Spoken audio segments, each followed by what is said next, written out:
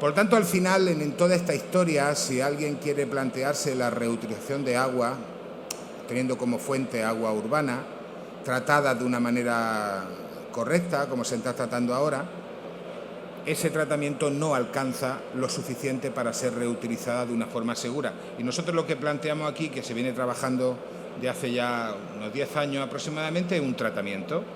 El tratamiento está basado, y no quiero aburriros mucho con química, solo hay 2 o 3 transparencias dedicadas a la química. Después volvemos un poco a la zona que podáis entender. Los ingenieros químicos, los químicos físicos y otras muchas disciplinas que tienen que ver con esto han descrito unos radicales que se llaman radicales hidroxilo. Son radicales muy oxidantes. Un radical muy oxidante, al fin y al cabo, lo que es capaz es de destruir una molécula orgánica. Todos estos contaminantes son compuestos orgánicos. Aquí veis un ejemplo, un compuesto orgánico que tiene cloro, se llama pentaclorofenol. Esto es un pesticida que se usó mucho en el pasado, sobre todo para conservantes de madera. Al final los destruye, los convierte en cosas inocuas, como es dióxido de carbono, ácido inorgánico y agua. Ácido inorgánico me refiero, son inocuos.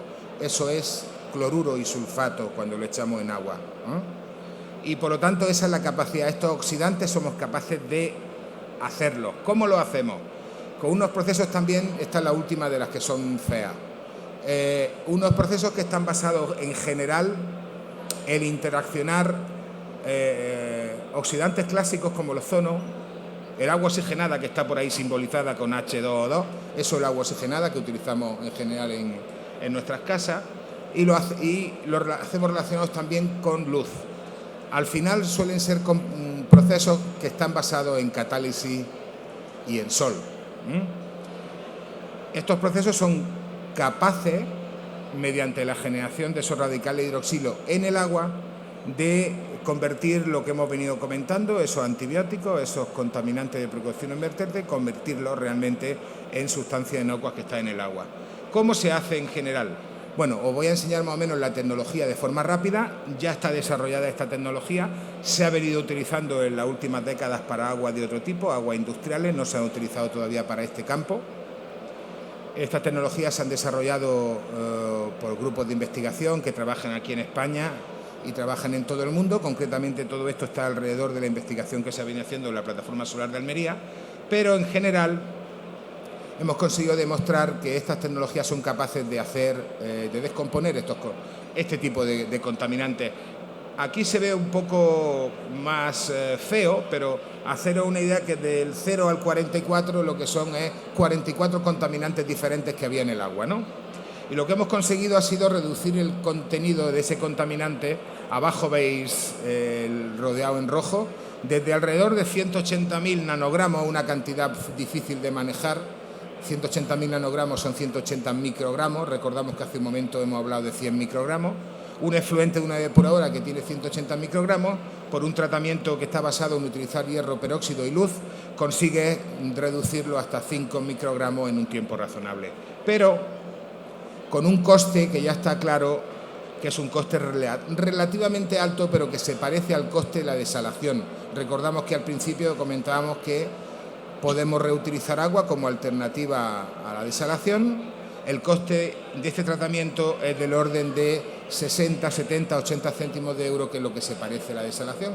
Pero como en este caso casi nunca nos paramos a tiempo y seguimos haciendo cosas, al mismo tiempo que estamos desarrollando esto, aparecen otro tipo de fotorreactores que son utilizados de manera genérica y hoy de manera industrial para otra aplicación totalmente distinta, que es el cultivo de microalgas.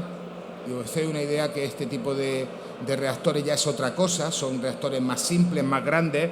Esa escala de 200 metros es real. Lo que aparece abajo a la izquierda está instalado en la Universidad de Almería, justo en la guardería del proyecto Sabana.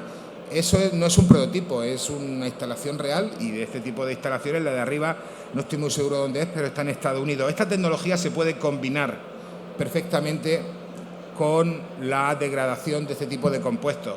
Aquí veis el resultado de hacer un estudio con 5 depuradoras del Mediterráneo español, 3 de ellas de Almería, otra de Gerona y otra de Alicante, en Alcoy, donde manejamos el agua de esa depuradora en este tipo de reactores, y el resultado es el que aquí veis. Los contaminantes de este tipo se degradan por encima del 80% en un tiempo corto que se aproxima al cuarto de hora. Estos son resultados recientes, pero que nos llevan al final a concluir que los desarrollos originales que se hacen con captadores de otro tipo, que estaban pensados en aguas industriales, para este tipo de aplicación, aguas procedentes de depuradoras municipales, estos captadores nuevos que se han descrito en los últimos 2 o 3 años, son una idea mucho más adecuada, repito, para este tipo de agua. Otro tipo de aguas más industriales, más tóxicas, no serían demasiado útiles porque están abiertos a la atmósfera y si el agua es tóxica y peligrosa, pues habéis un poquito de viento, regamos al vecino y no podemos hacer nada. Pero para efluentes de depuradora que están bastante limpios pero conteniendo ese tipo de compuestos, ese tipo de reactores son interesantes. Y claro, el coste nos lleva a 15 céntimos de euro por metro cúbico. Es un orden de magnitud de orden de 5 veces menos que la desalación. Esto nos lleva al final a una serie de conclusiones. La desalación para corregir el déficit hídrico es una buena idea, pero siempre y cuando pasemos primero por una reutilización del agua que ya tenemos, que procede de nuestras depuradoras. En Almería, en concreto, la reutilización resuelve el 30% del problema del déficit hídrico y la desalación tendría que resolver el 70%, pero no el 100% con la desalación. Evidentemente nosotros no podemos generar aguas residuales más de las que generamos. Tiene mucho que ver con que en la provincia de Almería estamos unos 700.000 habitantes y cada uno consumimos alrededor de 250 litros por día. No podemos generar más agua que esa. En otras zonas donde haya más población y menos agricultura, posiblemente la desalación no fuera necesaria. En Almería hay poca población y mucha agricultura, con lo cual la desalación es necesaria. Al final lo comentaremos.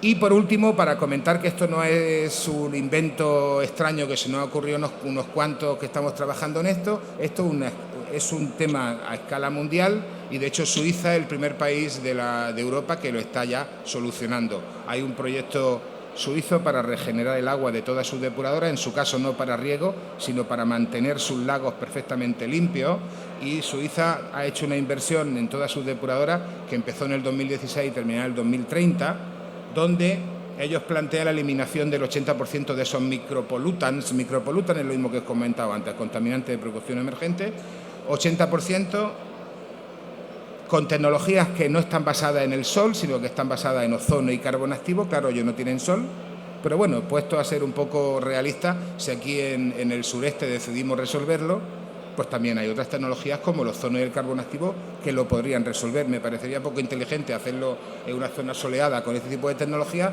pero existir existen y se han demostrado y los costes son del orden de magnitud de los que os vengo comentando. Ahí están marcados en rojo el orden de magnitud del coste de este tipo de tratamiento en las depuradoras suizas, ya la de verdad, la de Lausanne, la de Ginebra. El orden de magnitud es de 15-20 céntimos de euro. Suiza está en estas condiciones ahora mismo. Esto cualquiera lo podéis ver en la página web micropol.ch, Micropol en Micropollutant. Ese mapa lo descargué ayer, de mayo de 2019. Todas las que están marcadas con un puntito negro son depuradoras suizas donde ya se ha abordado este tema. Con lo cual no es un invento, es sencillamente que es algo que tecnológicamente es relativamente complicado y que bueno, hay que tomar la determinación de tirar por ese camino, en algunos casos por protección medioambiental como en Suiza y en otros casos por necesidad de agua como puede ser Almería y otras zonas del Mediterráneo. Al final, los mensajes para llevar a casa, que he resumido esto, lo primero y lo fundamental, no repitamos errores del pasado. Si la comunidad científica internacional alerta respecto a un problema medioambiental o de salud global, casi siempre acierta. Los daños en la capa de ozono no se creyeron en su momento. El aumento de los gases de efecto invernadero provocado por los combustibles fósiles tampoco. No se creyó nadie lo del tabaquismo. Y, por supuesto, la sobreexplotación de los acuíferos hace unas cuantas décadas se consideraba que era un alarmismo desproporcionado. Se dispone de la tecnología para depurar estas aguas correctamente y permitir una reutilización segura. Esto significa que la reutilización sin un tratamiento correcto no es segura. Los costes de este tipo de tratamiento son menores que los costes de la desalación. La desalación es necesaria, tiene que ser compaginada porque los efluentes de todas las estaciones depuradoras de aguas residuales no son suficientes para compensar el déficit hídrico. Y Almería cuenta con el know-how contrastado internacionalmente en este campo a través del Centro de Investigación de Energía Solar que está en la universidad y la Plataforma Solar de Almería, que es donde yo trabajo.